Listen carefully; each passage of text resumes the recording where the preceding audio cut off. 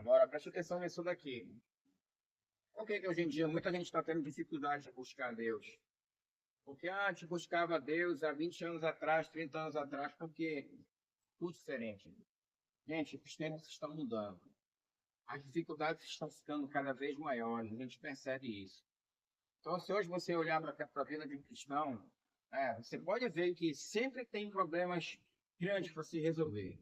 Às vezes tem pessoas que têm uma vida financeira boa. Muita gente na igreja tem vida financeira boa. Mas às vezes as pessoas, os filhos já não querem servir a Deus. Você entendeu? Às vezes a família tem uma vida financeira boa, tem um bom emprego, uma boa empresa, tem carro, tem as coisas, mas a família se vê numa situação de rebeldia. Às vezes os filhos não querem ser submissos a Deus. Às vezes estão numa condição fora da vontade do Senhor. Então, ou então, aquelas pessoas, aqueles filhos que serviam a Deus no passado, e hoje eram crianças quando serviam a Deus, e hoje estão com 18 anos, 20 anos, se afastaram, foram aí buscar as coisas do mundo, e não voltaram mais. Então, isso aí são as dificuldades que a igreja está passando ultimamente. A dificuldade que a igreja está tendo é isso. É a luta para se permanecer de pé. É a luta para se permanecer fiel. Nunca se viu tanta dificuldade hoje para servir a Deus, ultimamente, do que essas últimas épocas agora. Todo mundo, as pessoas que eu converso que têm 15, 20 anos que já servem a Deus, têm visto uma mudança muito grande. Não só a dificuldade, porque hoje está diferente. No passado, as pessoas tinham dificuldade para chegar até a igreja, elas não queriam compromisso. Elas diziam assim, eu ser crente, eu querer essa vida? Não, tenho muito que curtir, eu tenho muito que viver.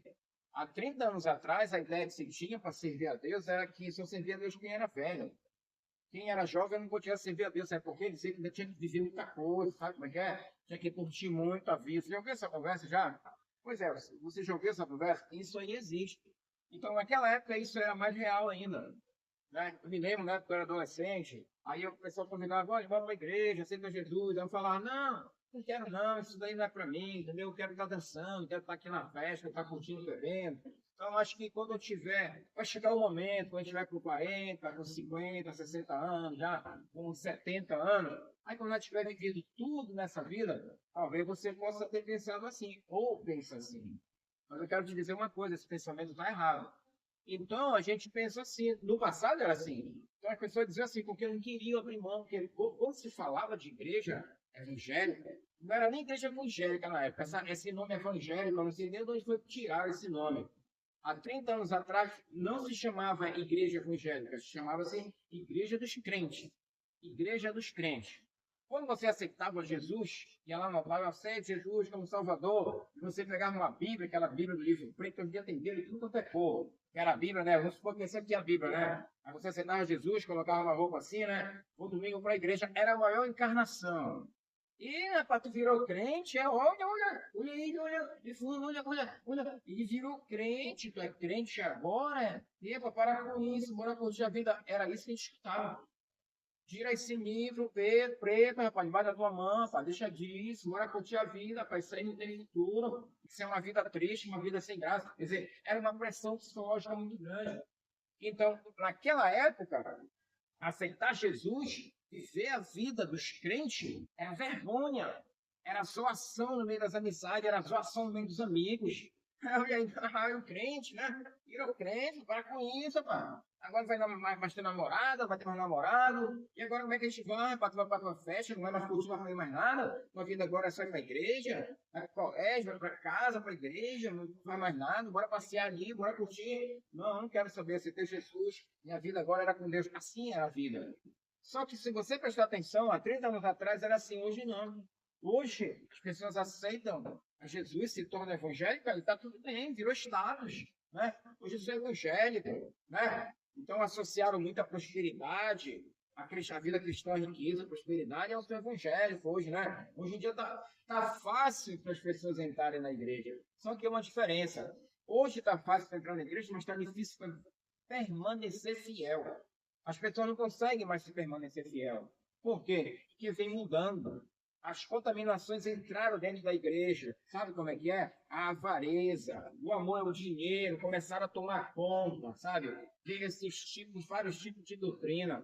Antigamente, um crente que falava em línguas, orava em línguas estranhas, um crente que profetizava, era uma pessoa respeitada. Há 20, 25, 30 anos atrás, era uma pessoa cheia da unção de Deus, era respeitada. Pois qualquer um que a gente olha por aí, é brincando e fazendo papagaiada com línguas estranhas, é imitando línguas estranhas. Oh, for the king, the power, the best, the fair is my... É só que a gente vê. É gente falando inglês, dizendo que está falando em língua, sabe? Pega, estuda um pouquinho de inglês, aí começa a falar na igreja. My God, my life, my Jesus, my world, my home, my church, my king. Eu tenho dom de línguas. Isso foi o dom de línguas que Deus me deu. Eu sou uma pessoa abençoada. Eu recebi dom de línguas. Conversa fiada que isso não é dom de língua nenhum. Conversa fiada.